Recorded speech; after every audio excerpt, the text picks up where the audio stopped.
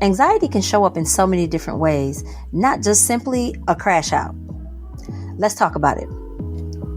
What's up, family, and welcome back to another episode of the Melanin Wellness Podcast. It's Movember, and this episode today is specifically talking about anxiety, depression, and the Black men. This is one that we have been needing to have for quite some time.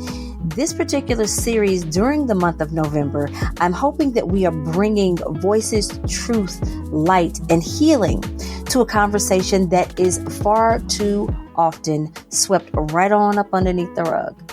But we need to have this conversation. Black men face unique mental health pressures, from healing generational traumas to systemic racism to challenging cultural stigmas. Today, we're going to talk candidly about anxiety, depression, and the courage that it takes to seek the wellness that is needed. But before we prepare to take in this knowledge, let us ground ourselves with our 30 seconds of gratitude. So wherever you are, take a deep breath with me. Inhale. Now exhale. Good job. Today, I am grateful for the power of honest conversations. The kind that break chains, plant seeds of healing, and start worthy conversations like this one. I am grateful for our brothers who continue to show up even when the world tells them that they can't or tries to fearmonger them into not. And I am also grateful for you for choosing to pause, to listen, and to hold space with us in this moment. Let that gratitude settle into your spirit as we open our hearts for today's episode. Now let's go.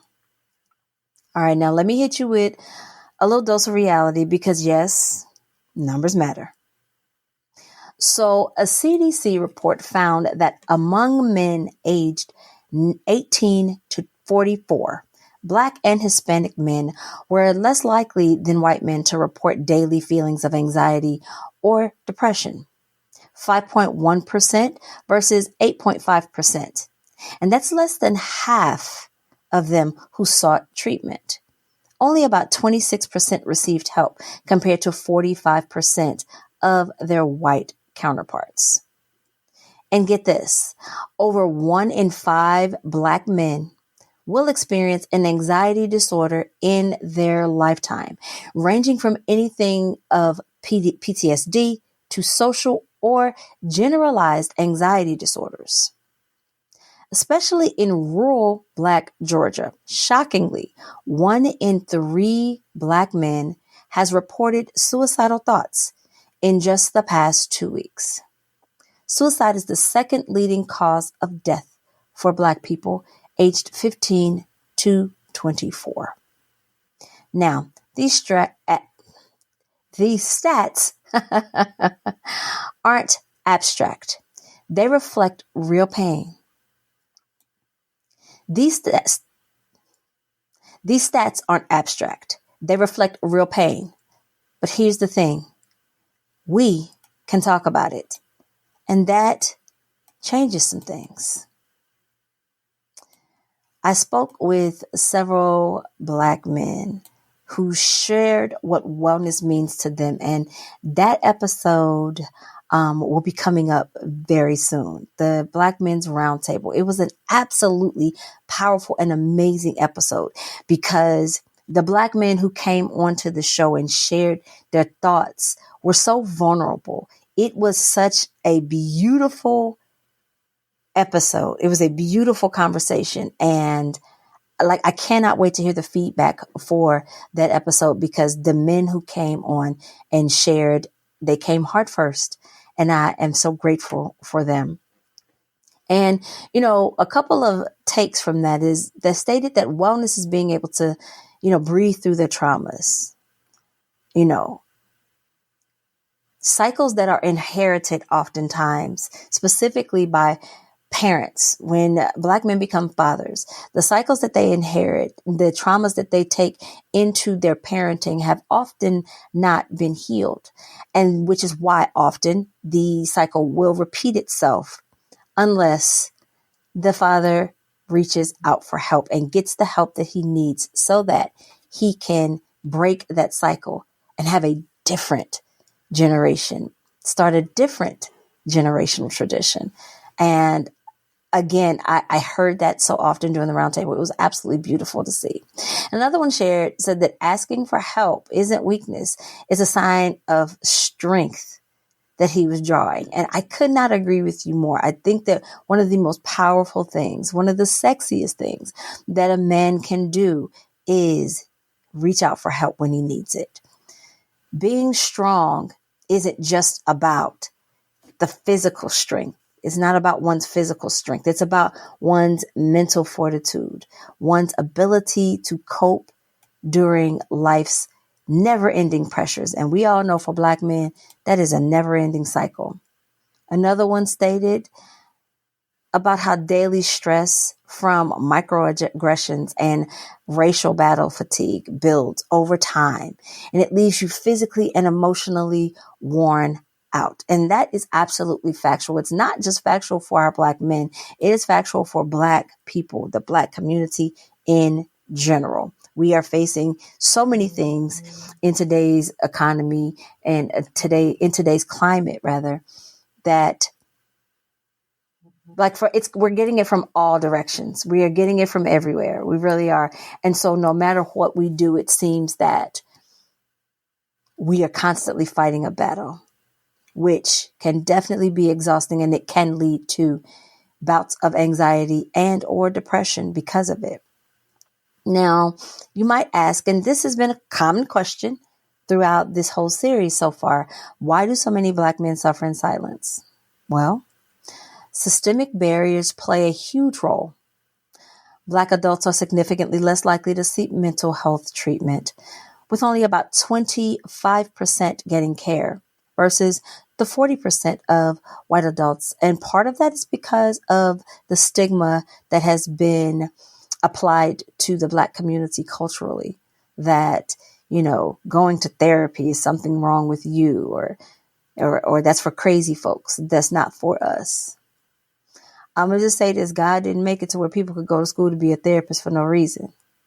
But I digress. Nearly 10% of Black folks don't even have health insurance, making access even harder. Again, with what is taking place in the United States currently, lots of people are losing access to care, whether it's simply that it's being stripped away or that the premiums are raising so high that you can't afford to pay for them, which makes it even more difficult to access good quality, culturally appropriate care. And therapy, I just touched on that. It's not always culturally responsible.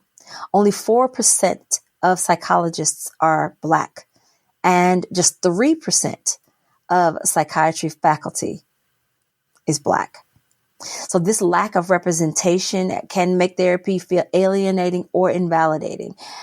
So it's not just a stigma, it's systemic. And that's why our healing can't wait. That's why we need spaces like this. We need conversations like this to push the healing forward. I'm going to be honest with you. I have talked about this before on the show. I've been to therapy for many years.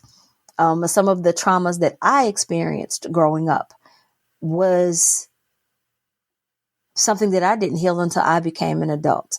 But I knew that I wanted my children to have a different experience than what I had.